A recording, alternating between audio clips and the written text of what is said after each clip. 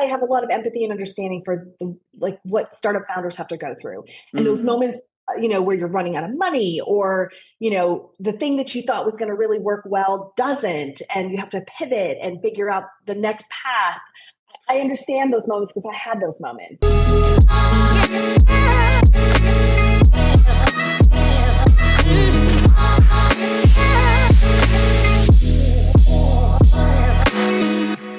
Welcome again to The Moments That Matter, the podcast where we dive deep into the pivotal moments that shape the journeys of today's leaders. I'm your host, Jason Crepero, and in each episode, we're going to explore industry leaders and their unique stories, the series of moments that have defined their path.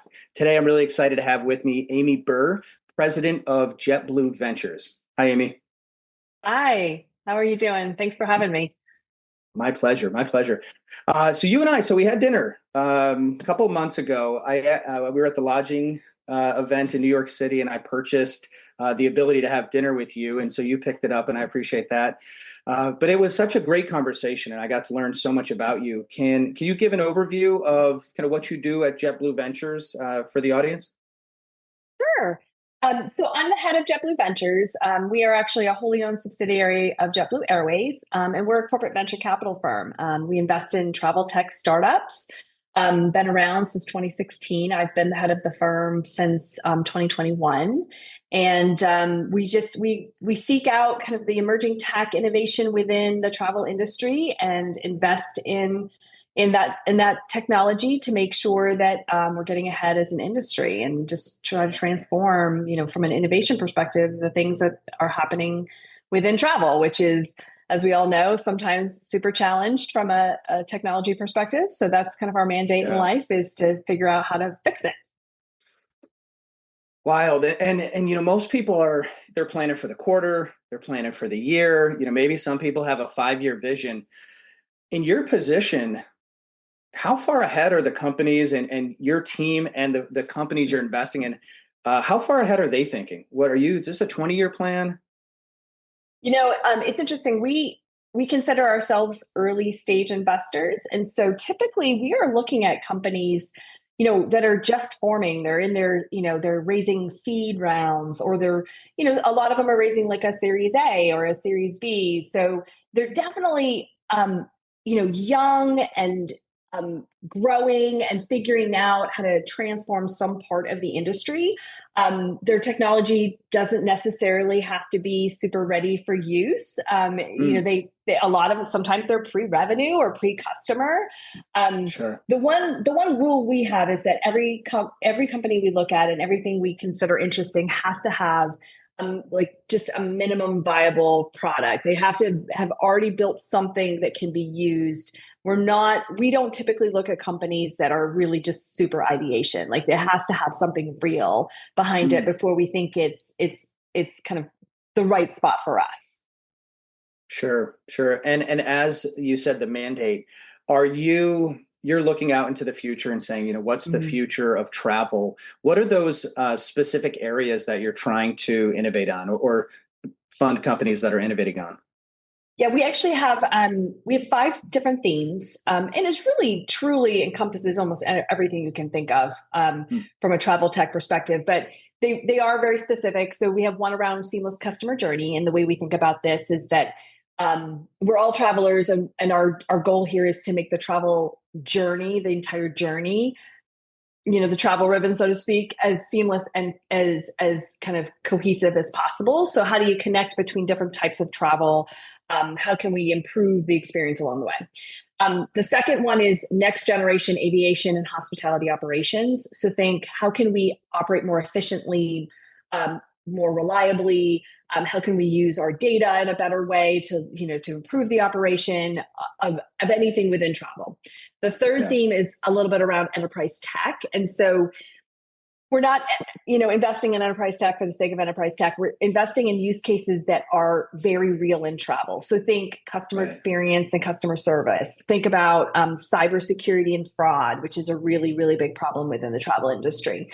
So those are the types of enterprise tech, companies that we might consider investing in. The fourth theme is loyalty, distribution, and revenue. So what are we selling and how are we selling it? How are we pricing those tickets? just kind of how do we distribute our product in the travel industry. And then the last is sustainability. And that's, how are we going to decarbonize this industry that is, typically, not the most sustainable. So it includes things like propulsion, alternative propulsion systems and carbon offsetting and accountability around those things, and staff and, all of those types of buckets. And then one last thing about kind of how we think about timing, like in what we're looking at. I talked a little bit about the fact that we're early stage investors, but we really are looking at 3 different time horizons. And we think about time horizons as tech readiness time horizons. So we're looking at technology that is 0 to 18 months, meaning it is ready to go. Like you can implement it as a full product. 2 to 5 years is another bucket. So it's got some work to be done. There's some development that needs to happen before it's really ready for the industry. And then we actually have a small bucket that is very disruptive and kind of the moonshots, the 7 to 10 years, like what's going to happen in 7 to 10 years and how is this industry going to be transformed? And some of that is around the climate tech, but some of that things like eVTOLs and how they change the way we travel and electric aircraft and, just some really cool, fun stuff there. Yeah, well, that's what excites me, actually, just hearing this from you. How do you, when you're hearing these different ideas come in and people are like, listen, I know it sounds crazy, but, you're in the moment there. How do you discern between, wait, I can see the vision, this could be real versus, I don't know if that'll ever happen? It's tricky. And I've been in this industry for 24 years, almost 25 years. So I've seen a lot of the travel industry, and I understand maybe better than most how it actually works and the things that are needed to like really move the needle or plug in. So I have a little bit of a meter of, is this real or is this not? And so you can't fool me with, oh, this is going to totally work. Trust me, because I've been there, done that. So that's the first thing. But I really am looking for interesting use cases and interesting problems that are being solved. And like I like to say to startups, look, there are a lot of companies trying to solve every problem. So be creative in how you're trying to accomplish something. Bring me something that's new and novel and different that will solve a problem that is very real in this industry. And now I'm interested, right? So but it's just, it's experience of, first of all, I've listened to hundreds of pitches at this point. So I can tell you right away if it's going to be a good pitch or a bad pitch. It takes 30 seconds to be like, okay. But solving a true problem in the industry in a unique way is really kind of my sweet spot of interest. I can appreciate that for sure. Well, to become president of such a well-known name like JetBlue Ventures, your LinkedIn is incredible. Just the positions you've held, the responsibilities, the teams you've led. What are a couple of those defining moments for you, or when you look back? Sometimes, even in my position, I go, well, there were a couple of key experiences that really helped formulate my toolkit. To be in your position and be doing it at such a high level, one would just be, what types of experiences have you had that really prepared you for this? And then maybe, are there any defining moments that you really, or seized an opportunity that others maybe didn't see, but you jumped at? I would say, okay, so like I said, I've been in this industry for 25 years. And I think probably one of the key positions or, experiences that I've had that actually really made me ready for this job. I was a founder at Virgin America. So Virgin America was created, it was incubated out of the Virgin Group. I joined as part of that team pre kind of incorporation as an airline. And there were a team of us that were founders of this organization and built it from scratch. And what it did is it gave me a couple really key experiences. Number one, fundamentally, it was a startup, right? We were a startup. We were running around trying to figure out how to run a business as well as build an airline. And so in that type of an experience, I have a lot of empathy and understanding for what startup founders have to go through. And those moments, where you're running out of money, or, the thing that you thought was going to really work well doesn't, and you have to pivot and figure out the next path. I understand those moments because I had those moments. I was part of those moments. The other thing that really was key about the Virgin America experience, aside from it just being the coolest, most fun job I think I'll ever have in my life, was just I got to touch and understand every aspect of an airline and how to build it and how to run it, the regulatory experience, buying aircraft, building systems, building an operation, all the processes involved. So I really thoroughly understand how this industry works, because I touched all of it during that period of time. My first job with Virgin America was actually to project manage the launch of the airline. So that meant run the project plan for every single thing we had to have ready in order to fly our first aircraft with customers on it. And then my last role with the organization, and in between, I did a lot of really great things. I touched a large, different numbers of things within the organization.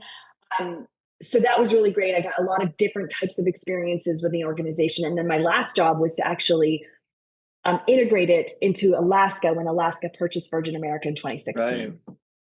So talk about like the full life cycle of an organization. This is, again, why I think working in the startup world was, just came super naturally to me, because I started an organization, I worked on it, we went public, became profitable, launched, became profitable, went public, were purchased and integrated into a different organization. So the entire life cycle of an organization I have worked on.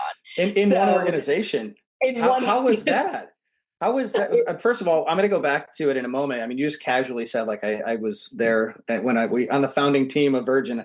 I love how you just casually said that, but to see it and be there when you incubated the idea and to bring an airline to market when others were dying, perhaps, and instability, you brought it to life, built it, grew it, and then sold it. And then you were then ultimately tasked with the integration. What did that feel like, knowing that you were passing the baton over and just kind of being done at that point? It was a really interesting experience. And I have to say, everybody who I worked with at Virgin America would tell you this. It was great. It was a great experience in the sense that I understand kind of this whole process, and it's great to go through that, in your lifetime. It was sad, because this is our baby. We built it, this group of amazing people that I worked with for 14 years, built this organization, and then had to kind of rip it apart. So that was tricky. But it was also just such a great learning experience. And, going through that, I think is just a phenomenal thing that builds your career and understanding of business in general. And just, it is business. I mean, we were all sad that the Virgin America was purchased and it was going to go away, but that's the way these things work. If you build something that's really great and successful, then the end result of that is, something, either, a merger, or went public, and it was really exciting to go public. And that was just such a great moment. But then, somebody wants what you built because it's great, so it is what it is, but it was a great experience. That is so incredible. When you think about your decision to join and the risk associated with it, what was going on at that time, did you have a moment of clarity in that decision, or did you really struggle with, okay, I'm gonna go? I know you were at Continental, and did you think maybe I should do something else? What were your thoughts at that point in time? At that point in my life, I was just so excited about what Virgin America wanted to be. Because, from the very beginning, Richard Branson is, he's a brilliant businessman who his view of the world is to take an industry or product or a service or whatever it might be that is not loved and that is not maybe what it could be, and build something better. And so for Virgin America, he's looking at the airline industry, especially in the United States, and saying, hey, you know what? We can do a better job than this. We can be better for customers. And we're going to build that for customers in this new airline. And I fully believed in that vision. And so did you get a pitch? Did you get a pitch? No, Oh, no, oh. no. It wasn't like that. It was more like Richard and he started to hire. They started to hire people to start to build this, and I immediately was like, me. I want that to be me. Wow.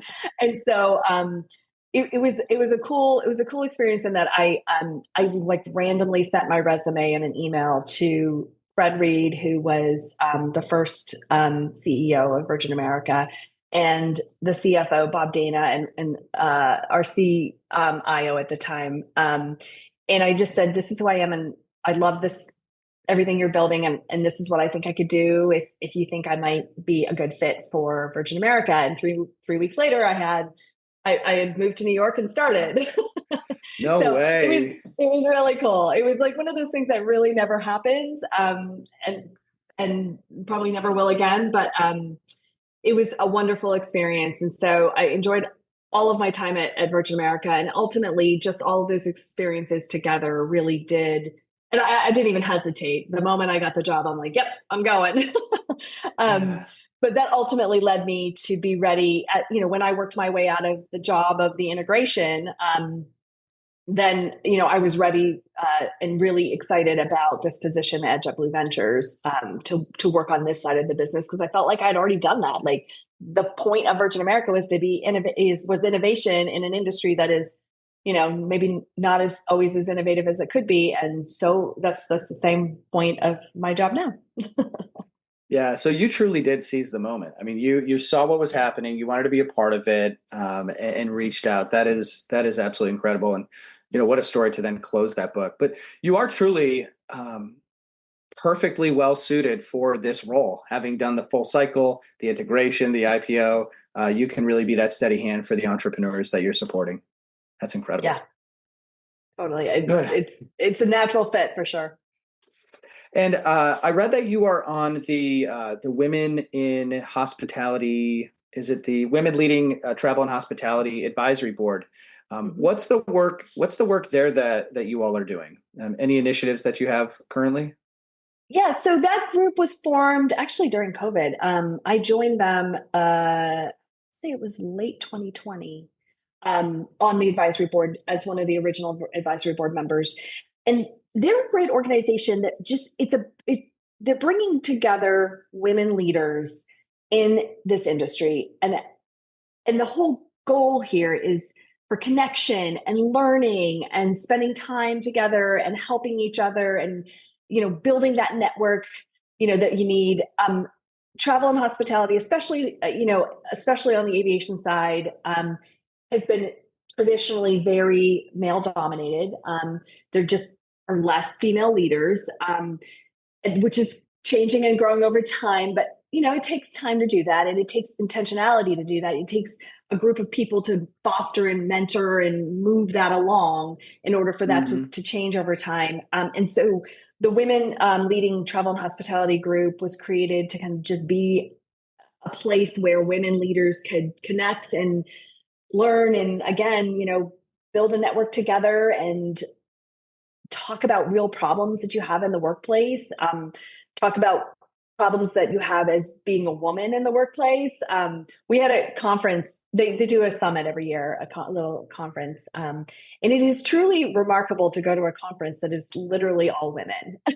It was the coolest conference ever. I mean, we just talking Was it about real different in many problems. ways? We've sent Oh, we've got three ladies on our leadership team out of the six of us, and they went to an event that was only women. They came back glowing reviews, just different. Not necessarily defining, what aspect of it was different, but do you, in what ways was it different, or did it just feel different? it definitely felt different in a lot of ways, but the topics we discussed. I mean, we talked about what's it, what is it like to be a woman as you kind of grow up through the leadership cycle in this industry? How do you engage, at a senior level? How do you become a board member? The problems you have, a lot of the conversations are around, women who are also mothers, and what is that like? And what are the challenges that they face? Women as they age in our industry or in any industry, Sure. um, just which are not that to say that men don't have the same issues, but even with the same issue, there's different aspects of it, right? A woman taking maternity leave, or a woman who's aging, especially in some of the more forward-facing types of parts of our industry. And it was a really just unique way to think about it. And the conversation was very specific to, like, as a woman in these particular moments in your career, like how others have, dealt with those things. Like, I'll give you an example. It's kind of a random example, but we're talking about speaking engagements. And a particular conversation around being a woman who is going through menopause at a speaking engagement. And a story was told about a woman who was at a conference speaking on a stage, a keynote address. She didn't have notes because she never uses notes, right? She's been doing this forever, right? But now she's in menopause, ready to go. And the problem is the menopause brain, like the brain fog and the like forgetfulness is very real. And she literally got in the middle of her speech and couldn't remember what she was going to say next. And like just froze on the stage, like, oh my gosh. And so those are stories that we just share together, that it's not that men don't have similar issues, or have issues of their own that they want to talk about through their career, but this is a very specific female issue. And so that's the type of stuff you talk about at an all-woman conference, which is fun and quirky, and just, it's just nice to have an environment where you can just talk about problems that you have, Yeah, I feel like just in general, in leadership positions, people don't often talk about their problems. And so to have a group of women that are going through similar experiences, or will go, younger women, here's how I did it, maybe good, maybe bad, just so you're prepared for it in the future. Yeah, everyone always likes to be able to talk about their problems in a setting where you're not being judged and you're actually getting information or putting on some armor to go back out into battle. Totally. Exactly. And so the advisory board, to go back to the original question, the advisory board is just there to talk about how to best build this organization to meet the needs of the women in it. And so I've been part of the advisory board since they started, which has been really fun to help this organization build up into what it is today. This is probably my last year. I think I'm timing out. Right. So I'm just taking advantage of it as much as I can. And it's really a fantastic group of women.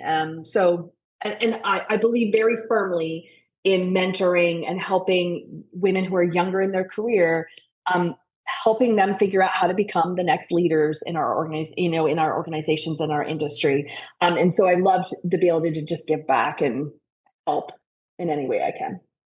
So that must have come through. I didn't actually get to hear you speak at the lodging event in New York City, but two of my female co-founders did.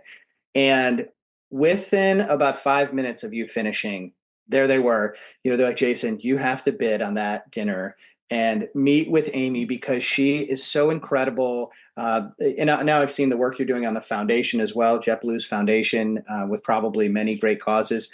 And they just said, she gets it. She is supportive. She wants to hear great ideas, the moonshots. And they were just overwhelmed with how fresh you were approaching the industry versus maybe some others who are in similar positions with different entities, but just think about investing or supporting the entrepreneur differently.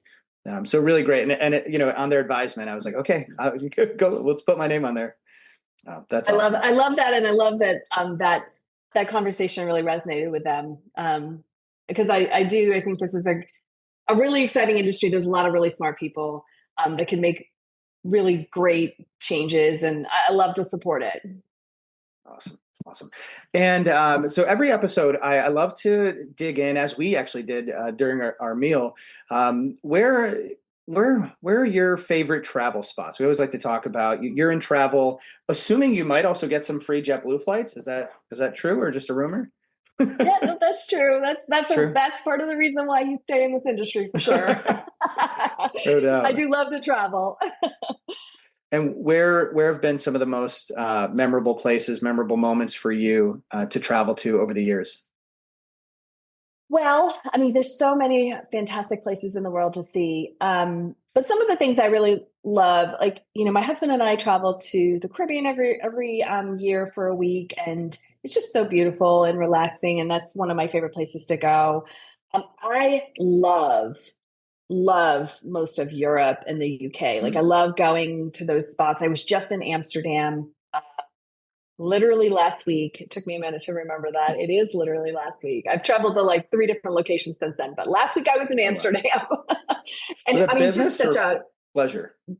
business. Okay. Last week was business. And it's such a great town. I love the feel of European cities. I Mm. had the opportunity when I was younger to live in Germany actually for a couple of years, and just love to visit those spots and just the history and just the beautiful architecture. And it's just not that I don't love the U.S. and all of our various places as well, but it's just different, and it's just fun to experience that. Um, I love to go to the mountains. Mm. Love all of the different, like I love Colorado and I love go to Tahoe and I love to go to Switzerland and ski. And, those are great vacations that I love to do. But there's so many amazing places in the world. And Yeah. to pick one almost does disservice to all the others because there's just so many great places. The places I haven't been that I really want to go That was next. next. I'm reading your Yeah. mind. I haven't been to Greece, which is Oh, like okay. such like a weird like thing to leave out. I have to go visit. Um, One of my favorite places in the world is Italy, and my husband's never been to Italy, so I'm dragging him there. I would really love to go to Egypt, which I haven't Oh, done. So that would be a real cool yeah. spot. So those are a couple spots that I think are up next. Those Would sound love to spend some fantastic. time. Yeah. Really, especially Egypt. I have a friend who must be a nomad at this point. I don't see anything, no content on his Instagram other than his travels. And he's just always somewhere. And he was doing falconry in Egypt and not just the pyramids, but so many other cultural experiences that just look so fun. So that was not previously on my bucket list, but it seems to be growing with the number of people that come back with great stories. Yeah, I feel the same way. Like I keep hearing about such cool things like that I feel like I need to experience for sure. Yeah, yeah. And we actually, my wife and I, we honeymooned in Sorrento. This was we just celebrated Ooh. our 10-year anniversary. And so we did day trips to the Amalfi Coast and the island of Capri. And when you're there, you're like, we're coming back. Like, we're going to do it every year, or we got it minimally every 5 years. And then life just takes hold. And, 10 years later, you're like, we got to plan a trip back there. Yeah, It's it's one of the definitely things we true. probably have to do. Awesome. Well, I know we're almost at time, but is there any advice that you would bestow upon leaders that are coming up? It doesn't have to be airline specific. It could be startups. So this audience is actually folks in travel, hospitality. But I've recently became the entrepreneur in residence at Villanova University. So I'm hoping that our students who want some motivation or are thinking about entrepreneurship will also tune in and listen in. Any advice for someone either starting up or in their career, how to navigate? I guess the one thing I would say is I have been really, really lucky to and blessed with some really great experiences in my career. And a lot of the reason why I have had these opportunities is because when something has come up, I've always said yes. And sometimes it's really scary. There's a couple things. Like number one, sometimes it's really scary to do something new, especially if you don't know it well. Number two, sometimes you love your job and you're like, no, I don't want a new job. I love this job. But like you just kind of have to seize the day and say yes to new opportunities because they always lead to something great. It either builds your skill set or builds your knowledge or sets you up for the next opportunity. So, like, one of the things that's happened to me in my career is, especially at Virgin America. So, at Virgin America, about every 2 years, there'd be some new problem to solve or area that we wanted to focus on, and I'd be asked to take it over. And I always said yes, even though sometimes I didn't necessarily want to do those new things. But Yeah. I'm like, yeah, I should do this because it's the next new thing, and that has built an ability for me to basically, I feel very confident that no matter what the job is or the opportunity is, even if I haven't done it before, I'll figure it out. And it's because I've done that before. I've done something new and just had to figure it out. So I always try to give the advice to folks that don't worry about what what you're super skilled at right now.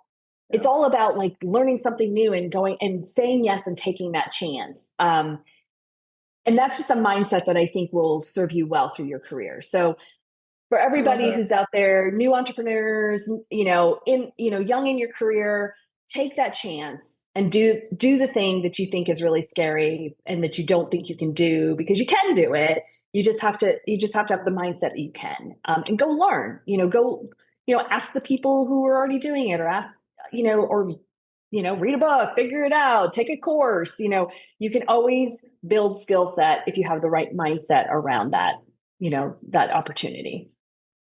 Such great wisdom. And the people that are asking you to step up, they appreciate that. They might know that you're not the expert, but your willingness to jump in there and being adaptable in any situation probably goes a long way to build trust as well. Yeah, so true. Completely. It's a win-win for everybody. Indeed. Well, thank you so much, Amy. And thank you, audience, for tuning into this episode of the Moments That Matter podcast. Don't forget to subscribe, like, or leave us a review, and tune in next week as we explore another leader in the travel and hospitality industry and their journey. Thanks so much.